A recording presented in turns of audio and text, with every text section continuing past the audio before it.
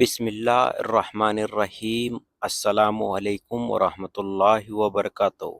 آپ لوگ کیسے ہیں؟ امید کرتا ہوں آپ لوگ خیریت سے ہوں گے۔ دوستوں، قرآن مجید نے حضرت آدم علیہ السلام کے ان دونوں بیٹوں کا نام ذکر نہیں کیا، صرف آدم کے دو بیٹے کہہ کر مجمل چھوڑ دیا ہے۔ البتہ تورات میں ان کے نام بیان کیے گئے ہیں۔ کچھ روایتوں میں ان دونوں بھائیوں میں اپنی شادیوں سے متعلق زبردست اختلاف کا ذکر کیا گیا ہے۔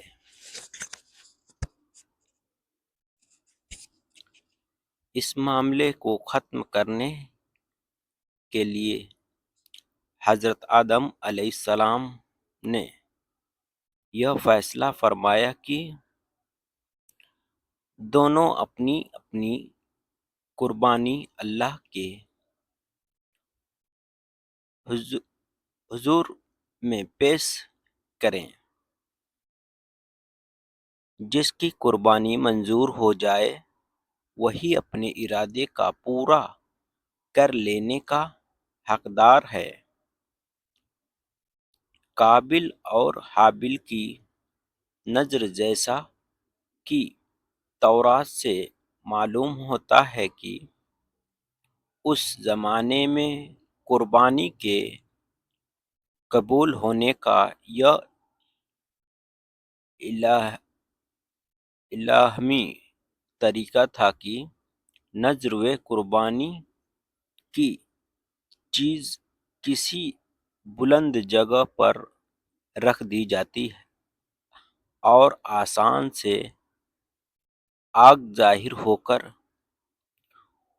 اس کو جلا دیتی تھی۔ اس قانون کے مطابق حابل نے اپنے ریوڑ میں سے ایک بہترین دمبا اللہ کے کھیتی کے غلے میں سے ردی قسم کا غلہ قربانی کے لیے پیش کیا۔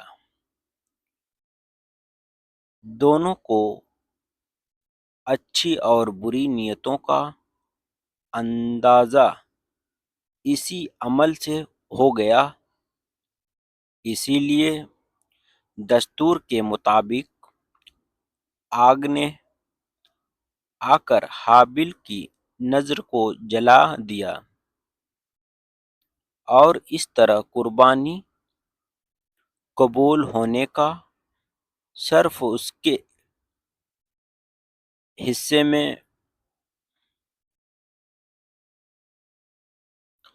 آیا۔ قابل اپنی اس توہین کو کسی طرح برداشت نہ کر سکا اور اس نے غیظ و غضب میں آ کر حابل سے کہا کہ میں تجھ کو قتل کیے بغیر نہ چھوڑوں گا تاکہ تو اپنی ارادے کو نہ پہنچ سکے۔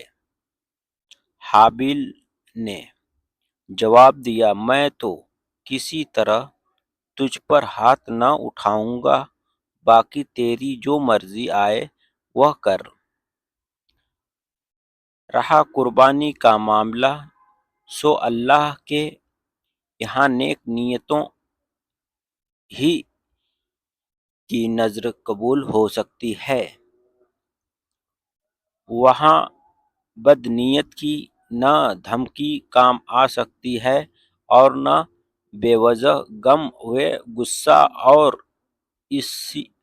اس پر قابل نے غصے سے بہت زیادہ بھڑک کر اپنے بھائی حابل کو مار ڈالا۔ قرآن پاک میں نہ شادی سے متعلق اختلاف کا ذکر ہے اور نہ ان دونوں کے ناموں کا ذکر ہے، صرف قربانی نظر کا ذکر ہے، اور اس روایت سے زیادہ حابیل کی لاش کے دفن سے متعلق یہ اضافہ ہے۔ قتل کے بعد قابیل حیران تھا کہ اس لاش کا کیا کریں، ابھی تک حضرت آدم علیہ السلام کی نسل موت سے دوچار نہیں ہوئی تھی، اور اسی لیے حضرت آدم علیہ السلام نے مردے کے بارے میں اللہ تعالیٰ کا کوئی حکم نہیں سنایا تھا۔ یکایک اس نے دیکھا کہ ایک کوے نے زمین کریت کریت کر گڑھا کھودا۔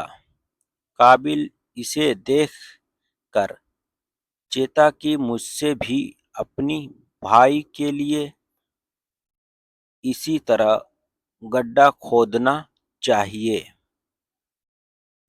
اور کچھ روایتوں میں ہے کہ کوے نے دوسرے مردے کوے کو اس گڑھے میں چھپا دیا۔ قابیل نے یہ دیکھا تو اپنی ناکارہ زندگی پر بے حد افسوس کیا اور کہنے لگا کہ میں اس جانور سے بھی گیا گزرا ہوں کہ اپنے اس جرم کو چھپانے کی بھی اہمیت نہیں رکھتا۔ شرمندگی اور افسوس سے سر جھکا لیا اور پھر اسی طرح اپنے بھائی کی لاش کو مٹی کے حوالے کر دیا۔ اس واقعے کے بیان کے بعد قرآن پاک میں آتا ہے کہ اسی وجہ سے لکھا ہم نے بنی اسرائیل پر کہ جو کوئی قتل کرے ایک جان کو بلا عوض جان کے یا فساد کرنے کی غرض سے، تو گویا اس نے قتل کر ڈالا ان سب لوگوں کو، یا جس نے زندہ رکھا ایک جان کو تو گویا زندہ کر دیا سب لوگ کو۔ سورہ مائدہ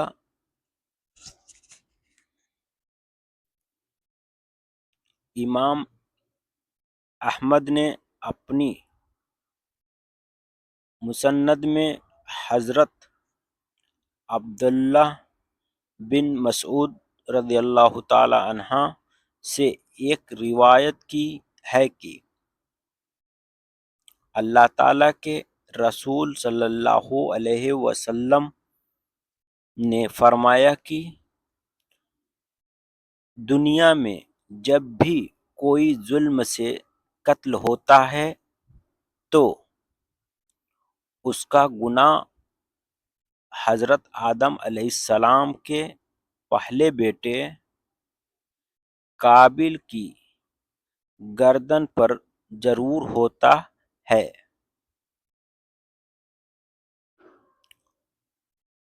اسی لیے کہ وہ پہلا آدمی ہے جس نے ظالمانہ قتل کی شروعات کی اور یہ ناپاک سنت جاری کی۔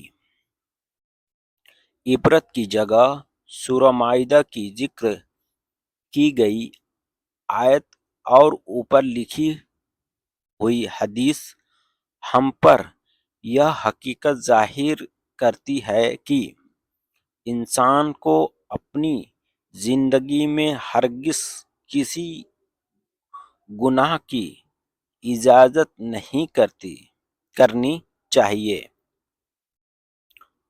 کیونکہ کائنات میں جو آدمی بھی آگے اس بدعت کے نئے کام کا اقدام کرے گا تو بدعت کی بنیاد رکھنے والا بھی برابر اس گناہ کا حصے دار بنتا رہے گا، اور ایجاد کرنے والا ہونے کی وجہ سے ہمیشہ والی ذلت اور گھاٹے کا حقدار ٹھہرے گا۔ نعوذ باللہ من ذالک۔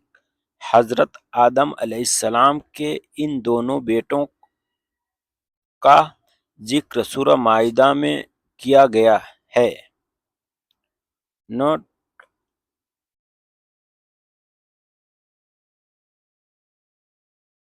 منصف لیکھک کی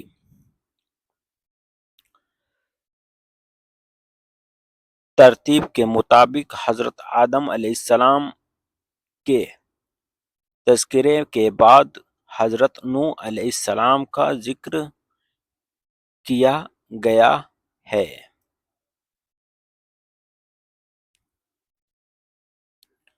السلام علیکم ورحمۃ اللہ وبرکاتہ۔ آپ کو ویڈیو کیسی لگی کامنٹ میں ضرور بتائیں، اور ہمارے چینل کو سبسکرائب کریں۔